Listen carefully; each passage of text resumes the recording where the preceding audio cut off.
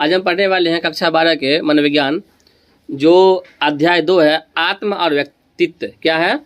आत्मा और व्यक्तित्व। आत्मा और व्यक्तित्व के बारे में जानेंगे।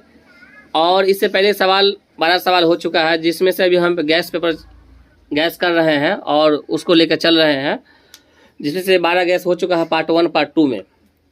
अभी यहाँ पे पार्ट 3 चल रहा है अध्याय 2 का, जिसका अध्याय का नाम है आत्मा एवं व्यक्तित्व। तो सवाल नंबर 13 की ओर हम चलते हैं। सवाल नंबर 13 कह रहा है आत्मसम्मान तथा आत्मनियमन में क्या भेद है। यानी आत्मसम्मान यानी इंसान का अपना इज्जत प्रतिष्ठा क्या है, और आत्मनियमन में अंतर क्या है।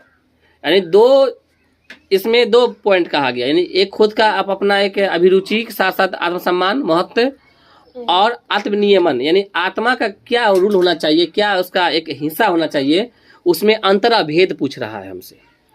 तो इसके जवाब में चलते हैं बहुत ही शॉर्ट में कि आत्मसम्मान तथा आत्मनियमन दोनों व्यक्ति के आत्म से संबंध है। आत्म मन होता अंदर, यानी आंतरिक प्रक्रिया से संबंधित है। किससे संबंधित है? आंतरिक प्रक्रिया से संबंधित है। यानी दोनों इंसान खुद का विचार से इसे लगाव है। ठीक है। आत्मसम्मान आत्म का एक महत्वपूर्ण पक्ष है। इसके अंतर्गत व्यक्ति अपने मूल्य या मान तथा योग्यता के विषय में और आकलन करता है। जाहिर सी बात है कि आत्मसम्मान जो होता है या आत्म जो होता है, इंसान को खुद अपना अंदाजा लग जाता है कि हमें किस तरह का माहौल में रहना चाहिए, हमें कैसे साथ उठना बैठना चाहिए। जिसके अंदर व्यक्तित्व होगा वही पहचान सकता है, जिसके अंदर कुछ बुद्धि होगा वही इसको परख सकता है, अन्यथा फिर इसमें दुश्वारी होती है पहचानने में। इसमें कह रहे हैं कि व्यक्ति का आत्मसम्मान उच्च तथा निम्न हो सकता है। जाहिर सी बात है, यहाँ सोच के ऊपर है कि जिस तरह का माहौल में रहे, है ना, जिस तरह का सोसाइटी में रहे हम, जिस तरह कल्चर में रहे हम, सब एक ही बात है, उस तरह का हम है मेरा विचार भी पैदा होता है। अगर हम शहर में हैं तो शहर के हिसाब से अगर हम किसी घर मकान को देखें या सोसाइटी को देखें या किसी कारोबार को देख रहे हैं हम, तो मेरा उच्च विचार यहाँ पे अपने आप को मतलब डिमोटिवेट नहीं होगा, बल्कि मोटिवेट होता चला जाएगा देखने से। या कोई दोस्त यार को बहुत दिन के बाद हम मिल रहे हैं और उसको तरक्की देख रहे हैं, अगर वो तरक्की कर रहा है तो उसको देख के हम क्या होते हैं, आत्मविश्वास पैदा करते हैं, सोचते हैं कि नहीं एक दिन हम भी कामयाब होकर के दिखाएंगे, और अपने अंदर वो रुचि पैदा होना शुरू हो जाता है। वहीं अगर हम वो माहौल में नहीं रहे, वो घूमने फिरने में, ऐशबाजी करने में अगर हम रहे, तो क्या होता है कि उसी तरफ ध्यान जाता है, बल्कि अपने कामयाब जो मकसद है उसके ऊपर हम आगे नहीं बढ़ पाते हैं। ठीक है। तो यहाँ यही चीज़ को समझाया गया है। अब यहाँ कहते हैं कि जहाँ तक आत्मनियमन का प्रश्न है, यह हमारे अपने व्यवहार को संगठित और परिवीक्षण करने की योग्यता है। जाहिर सी बात, इससे पहले हम बता दिए आपको, आत्मनियमन के लिए आत्मनियंत्रण आवश्यक होता है। जाहिर सी बात है, अपने मन के ऊपर है, मन को चाहे जैसा बहकावे। एक तरह का मतलब हाथ आपके पास में है, आपके अंग से जुड़ा हुआ एक हाथ है। आप चाहे तो फल को कोई नजदीक गुजर रहे हैं, आपका हाथ अगर लुच पुच किया तो फल को तोड़ लिए, और नहीं तो आप अपने हाथ को काबू में रखें। वो अपने ऊपर है, अपना मन जहाँ बहकाओगे वहाँ मन बहेगा, नहीं तो कंट्रोल करना है तो इंसान खुद के हाथ में है। तो सवाल नंबर 13 यहाँ पे हो गया। सवाल कह रहा है 14 कि टाइप ए तथा टाइप बी, यानी दो प्रकार है यहाँ पे, टाइप ए और टाइप बी के व्यक्तित्व में अंतर करे। यानी ए किस्म का आदमी, जैसे हम लोग कहते हैं ए क्वालिटी या बी क्वालिटी, यानी ए ग्रेड बी ग्रेड। तो यहीं पे कह रहा है, सवाल भी यहाँ डाला हुआ है कि टाइप ए और टाइप बी में क्या फर्क है। ध्यान दीजिए। फ्रीडमैन क्या है? फ्रीडमैन और रोजेनमैन रोजेनमैन ने टाइप ए तथा टाइप बी दो प्रकार के व्यक्तियों में वर्गीकरण किया है। मतलब फ्रीडमैन और रोजेनमैन जो मनोवैज्ञानिक हैं, वो क्या है, वो मनोवैज्ञानिक है, व्यक्ति को दो प्रकार में बांटा है। कितने बांटा है? दो प्रकार में। तब टाइप ए के बारे में समझते हैं कि टाइप ए क्या कह रहा है। टाइप ए कह रहा है कि टाइप ए व्यक्ति वाले लोगों में उच्च स्तरीय अभिप्रेरणा, यानी उसकी सोच सूझबूझ जो होती है हमेशा हाई क्वालिटी की होती है ना, हमेशा उच्च होता है। धैर्य की कमी, समय की कमी का अनुभव करना, यानी टाइप ए वाले इंसान होते हैं उसका धैर्य कमी, यानी वो सोचते हैं कि जो कार्य करना हो हमको कार्य के प्रति तुरंत लग जाना चाहिए, उसके चक्कर में बैठे नहीं रहना चाहिए। जैसे कहने मतलब है कि कहीं पे फल गिरा, आप सोचेंगे फल घुर करके मेरे पास आ जाए, ऐसा थोड़े, बल्कि थोड़ा अपना भी न मरना पड़ता है। टाइप ए का आदमी कहता है भाई खुद से थोड़ा मेहनत कर ले, है ना, ताकि वो जल्दी से हाथ लग जाए, नहीं तो अन्यथा वो चक्कर में रहेंगे तो कोई दूसरा आके गुजर कर ले लेगा। तो वही कहता समय की कमी। टाइप ए जो है हमेशा अपने काम से ही काम रखते हैं, खास तौर से अपने ही फिक्र में वो ज़्यादा रहेंगे, तब जाकर के वो सक्सेसफुल होते हैं। एक तरह से देखा जाए तो एग्जाम्पल के तौर पे हम बोल सकते हैं कि बिजनेसमैन, व्यापारी, वो अपने काम के प्रति ही जो है वो ज़्यादा लगाव रखेंगे। बाकी लोगों से लगाव कब रखेंगे? जैसे कोई शादी ब्याह हुआ, कोई मुसीबत हुआ, कोई मामला हुआ, तभी जाकर वहाँ पर वक्त देंगे, नहीं तो अन्यथा वो अपने ही काम से मतलब। उसके बाद जब आप कॉल कीजिएगा कहेगा या समय लीजिएगा, तो उसके पास क्या होगा? काम की थोड़ा सा कमी, कहीं ना कहीं वो आपको बताएंगे कि मेरे पास थोड़ा समय कम मिलता है। उसके बाद उतावलापन और काज के बोझ से हमेशा लदे रहने की अनुभव करना, यानी उतावलापन, यानी कोई चीज को जानने के लिए उत्सुकता रहेगा और करने के लिए हमेशा वो अपने आप को है ना एग्रेसिव होता रहेगा और हमेशा लदे। यानी अभी जैसे मिसाल के तौर पे अभी आप कहिएगा कि अब मिसाल तो आपके यहाँ पे कोई बहन नहीं आई या कोई है ना लड़का यहाँ पे पढ़ने के लिए नहीं आया, तो इसमें कुछ बच्चे ऐसे भी होंगे जो कहेंगे कि नहीं, तो आज जो पढ़ रहा है हम जाने का मन नहीं है ना, मन नहीं है, मतलब वो टाइप बी है एक तरह से, क्योंकि उसे पता है कि आज इम्पोर्टेंट पढ़ाई हो रही है ना, तो हो रहा है बीबीआई पढ़ाई हो रहा है, तो कहने मतलब कि उसके प्रति हम जाएंगे तब ना कुछ सीखेंगे। और हो सकता है कहीं अगर यही एग्जाम में आ जाए तो फिर क्या करें हम, फिर वो तो चला गया। तो वही चीज़ है उसके अंदर कि टाइप आप सब टाइप ए पढ़ा के आदमी हो करके यहाँ पर आप सब आए हैं, तो यहीं पे कह रहा है कि उसके अंदर जो है लदे रहने अनुभव करना टाइप पाया जाता है। ऐसा लोग निश्चित होकर मंद गति से कार्य करने में कठिनाई का अनुभव करते हैं, बिल्कुल अपने ध्यान से कार्य करते हैं वो, ठीक है, विल सहनशील होकर के। टाइप ए व्यक्तित्व वाले लोग अति रक्तदान और कोरोनारी हृदय रोग के प्रति ज़्यादा संवेदनशील होते हैं, ठीक है।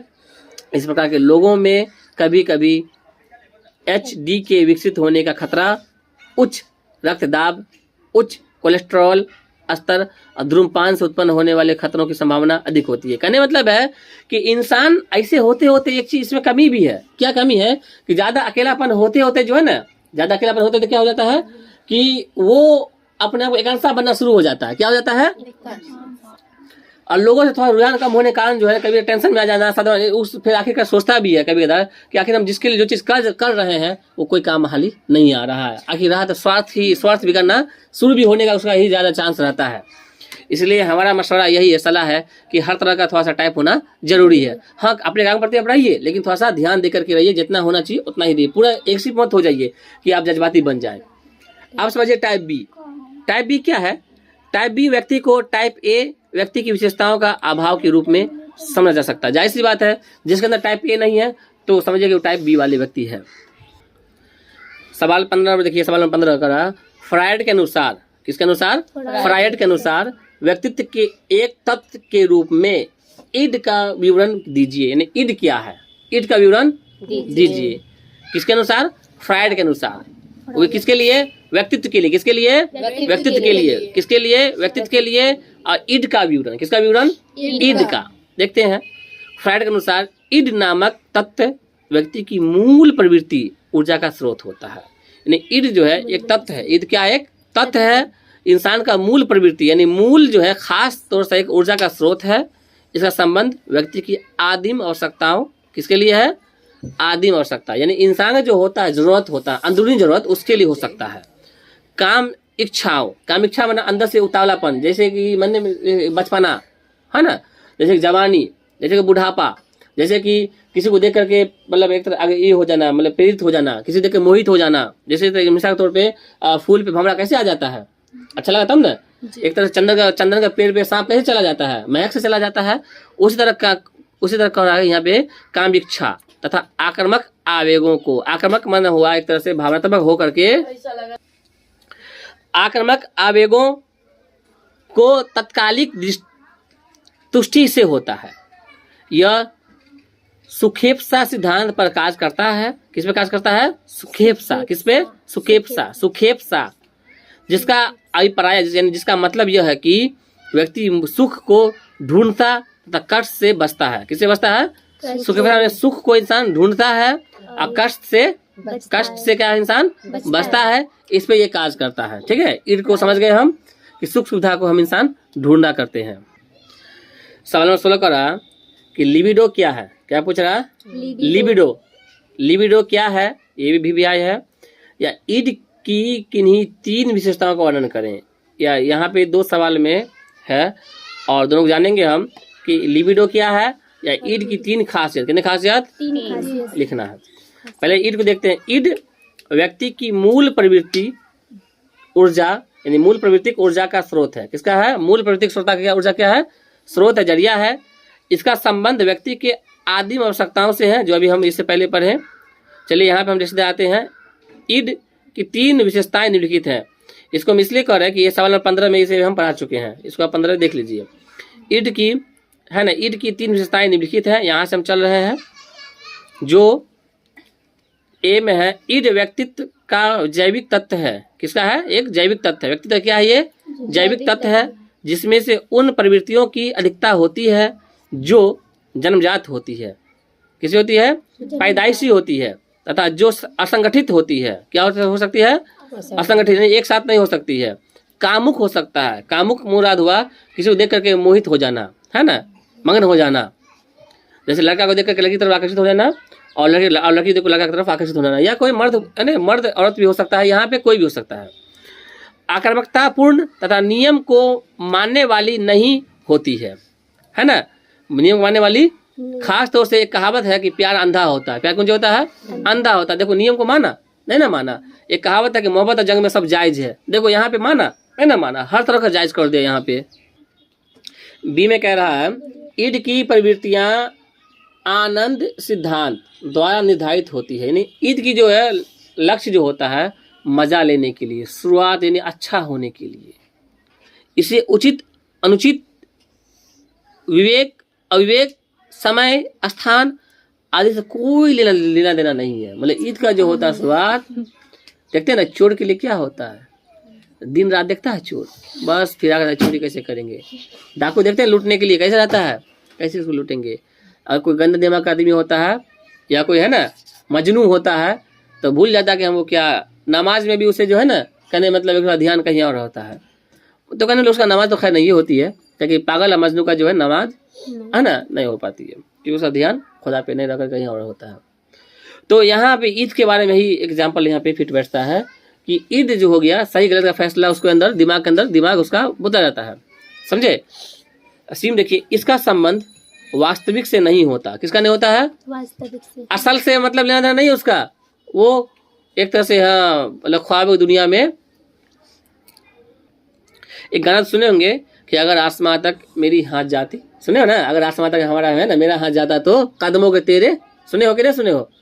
तो बताओ वास्तविक से है कोई मतलब? आसमान तक किसी का हाथ पहुंच सकता है? कदम बला के देख सकता है? नहीं ना।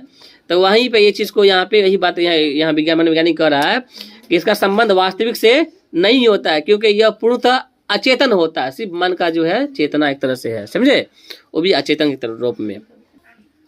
सवाल 17 पर ये कह रहा है कि आहा, क्या है? आहा यानी ईगो, नाम सुने हो? ईगो की 3 विशेषताओं का वर्णन करें। यानी ईगो नहीं कहते हम अपने अपने, जब मैंने एक कहावत फिल्म देखो वांटेड, कहता जब हम कमेंट कर दिया तो वही वाला हाल यहाँ पे। ईगो क्या है? एक बार जो कमेंट कर दिया सो ठीक है। आगे देखिए, आहा की 3 विशेषताएं निम्नलिखित हैं। पहला है आहा वास्तविकता सिद्धांत द्वारा नियंत्रित होता है। यानी आहा जो होता है, यानी इंसान अगर अपने पास जाए तो फिर किसी का नहीं सुनता। ये असल में उसके खुद किसी गुण से प्रेरित है, तथा वातावरण की वास्तविकता के साथ इसका संबंध सीधा होता है। अगर कोई माफिया है, इसमें है माफिया है, तो उसको पता है कि उसका पावर कितना है और वो क्या कर सकता है। वो अगर अपने ईगो पे आ गया तो आ गया, है ना। अगर कोई पुलिस वाला है, किसी पीछे अगर पड़ गया, अगर वो क्राइम कर लिया है, तो 7 कोना कहीं ना भाग जाए, लेकिन वो वहाँ से खोज के निकालता है, जैसे चूहा बिल से निकलता है। उसी तरह यहाँ पे तुम समझ सकते हो कि पुलिस वाला जो है हर जगह छानबीन कर लेगा। बी में यहाँ कह रहा है, आहा को व्यक्तित्व का निर्णय लेने वाला या कार्यपालक विभाग माना गया है। यानी आहा को व्यक्तित्व का निर्णय, यानी आहा से मतलब ये होता है कि इंसान किस टाइप का है, क्या जिम्मेदारी लेने वाला है या नहीं लेने वाला है, या उस काम के प्रति कितना सहानुभूति दिखाता है, कितना प्रेरित है, ये आहा से पता चल जाता है। सी में कहा गया है, चूंकि आहा चेतन अंशतः अर्धचेतन अंशतः अचेतन होता, अतः आहा द्वारा इन तीनों स्तरों पर ही निर्णय लिया जाता है। सवाल में 18 कह रहा है कि हॉर्नी के अनुसार, किस अनुसार? हॉर्नी के अनुसार बाल्यावस्था की 3 विशेषताओं का वर्णन करें। यानी बाल अवस्था क्या है, उसके 3 विशेषताओं के बारे में क्यों लिखना है? आंसर देखिए, हॉर्नी के अनुसार बाल्यावस्था की 3 विशेषताएं निम्नलिखित हैं। पहला है ए, वयस्क व्यक्ति के निर्धारण में बाल्यावस्था के सामाजिक बल न कि जैविक बलों का महत्वपूर्ण स्थान होता है। बल्कि यहाँ देखिए कह रहा है कि वयस्क व्यक्ति के निर्धारण में जो लोग बड़े हो रहे हैं उसमें बाल्यावस्था के सामाजिक बल न कि जैविक बलों का महत्वपूर्ण स्थान होता है। इंसान जो बड़ा होता है तो समाज के प्रभाव कारण ही जो है एक तरह से माहौल उसको मिलता है। दूसरा कह रहा है बाल्यावस्था की 2 प्रमुख आवश्यकताएं हैं। कितनी आवश्यकताएं हैं? 2। पहला है संतुष्टि आवश्यकता तथा दूसरा में सुरक्षा आवश्यकता। कौन आवश्यकता? सीमा ये सुरक्षा आवश्यकताओं को हर्निस ने अधिक महत्व दिया। यानी सुरक्षा को क्या दिया? अधिक महत्व दिया। यदि सुरक्षा आवश्यकता की संतुष्टि नहीं होती है तो बच्चों में विद्वेष उत्पन्न हो जाता है। विद्वेष का दमन करने की से चिंता की उत्पत्ति होती है। सवाल 19 पाइए। सवाल 19 कह रहा है अंतर्मुखी और बहिर्मुखी व्यक्ति के बीच कोई अंतर, 2 अंतर बताइए। क्या कर रहा है यहाँ पे? अंतर्मुखी और बहिर्मुखी व्यक्ति के बीच कोई 2 अंतर स्पष्ट करें। देखिए, अंतर्मुखी व्यक्ति वाले व्यक्ति सामाजिक कार्यों में भाग लेना पसंद नहीं करते। जो आदमी एकांशा का एक तरह से हम समझ सकते हैं, एकांशा अलग रहना है ना, किसी से मतलब उतना नहीं रहना। उस समाज में जो कोई काम, जैसे मान चलिए कहीं पर कोई जलसा है, कहीं पर प्रोग्राम है, या कहीं पे कोई ऐसा है कि मतलब मशवरी बात है, तो वहाँ पे कहेगा जाइए, घर का कोई सदस्य को ही भेज देगा, है ना, बल्कि वो आना नहीं चाहेगा। कहीं भोज भंडारा है लेकिन जाना हाल ही नहीं चाहेगा। जबकि बहिर्मुखी व्यक्ति वाले व्यक्ति जो होते हैं वो सामाजिक कार्यों में अधिक भाग लेते हैं।